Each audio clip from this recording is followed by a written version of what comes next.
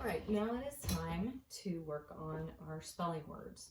I'm going to say the sounds, I'm going to write them, you're going to look at them, you're going to read them. That's called decoding. Then you are going to write them on your own paper, say the sounds, that's your encoding. As you write it and you say the sounds, it's going to stick it in your brain, and that's exactly what we want, to stick it in your brain. So our first word follows that sh. Two-letter sh makes three different sounds, but in French origin words, it makes the sh, ch, k, sh. Chic, sh, e. It's making its third sound here. The letter I makes three sounds. It, I, e, k. If this was making its first sound, which is I, then we would put a k behind it and it would be chick, right? So we know for a fact chic ends with a k sound, but it's only with the C, because otherwise the I would have to say its most common sound. Chic, ooh la la, very chic. Our next word is chef. Again, we have our two-letter sh phonogram. F, chef. Now it's your turn.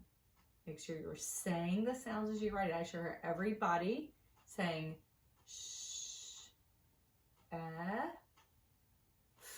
chef. Nice. Our third spelling word that you're going to be practicing is parachute.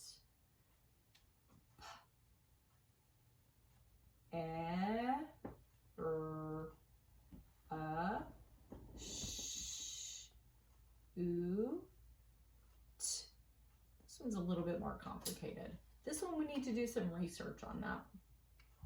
We've got how many syllables? Parachute. 3 syllables. They are broken up into parachute. So we need to do a little bit of research on this. We could do that as a class. I want each one of you to do your own research and find out why this A is not saying any of its most common sounds. It's saying which isn't even an thinking sound with our schwa that we hear sometimes. So let's do some research on that. Para. This one is making that thinking sound. So I put a caret on top of it to help me remember it's a think to spell word. Parachute. Again, we have the 2 letters that go together to make the oo. To make the sh. This U is making its third sound. U, oo, shoot. So look at this. What is the silent final E's job right there? Sometimes, again, we need to do research. We can't just guess and say we don't know. There's no reason. There is a reason. We just have to find out what it is.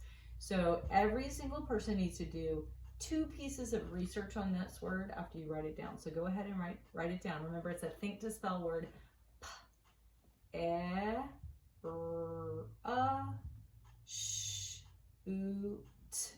Silent final E. Parachute. All right, here's our next word. Suffragette.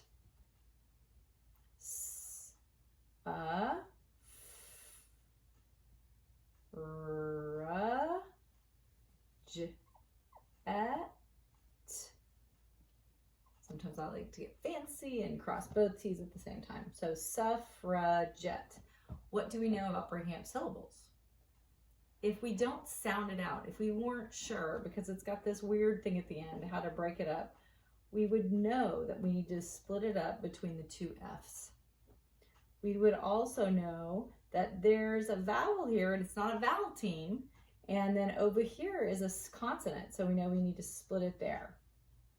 Then if you know that this is a suffix, you know that also has to stay together. It just makes an et sound. It's not, it's just a French suffix that means feminine. So we've got suffragette. So go ahead and sound that out as you write it in your spelling journal, please. Our next word is roulette. In fact, let's write this one in cursive.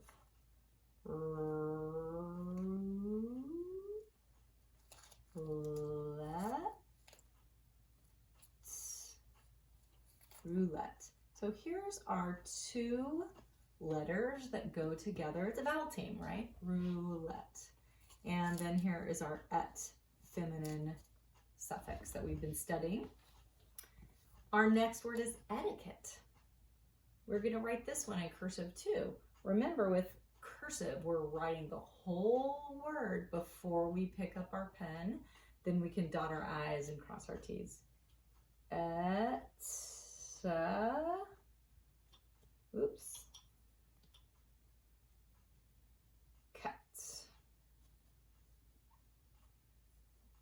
Etiquette, etiquette. And again, we have our etiquette.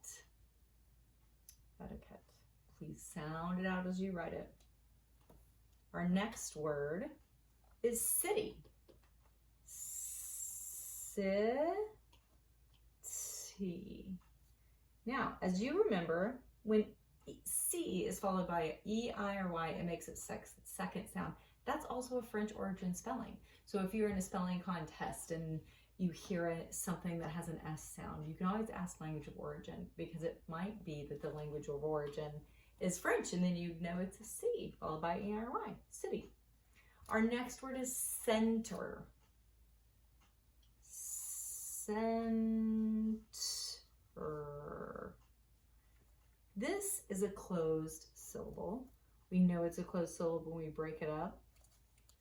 And then look, this one looks like a closed syllable, but what is it?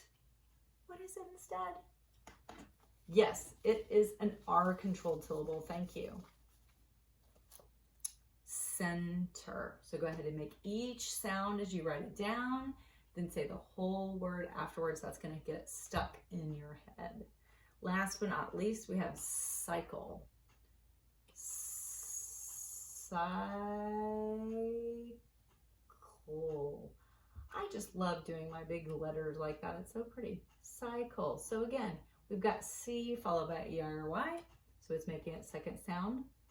What is the job of this silent final E?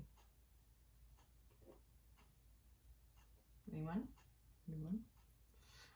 The job of this silent final E is, as you know, every single syllable has to have a written vowel, so it's really important that we remember, even if we don't hear it, cycle. When we write it out, we double check our spelling. Cycle. It's spelled correctly the way we hear it, right? But because we know our syllable rules, every syllable has to have a written vowel. Cycle. And the vowel that really likes to have so many jobs is our silent final E. So thank you, silent final E, for giving us a written vowel. Thank you.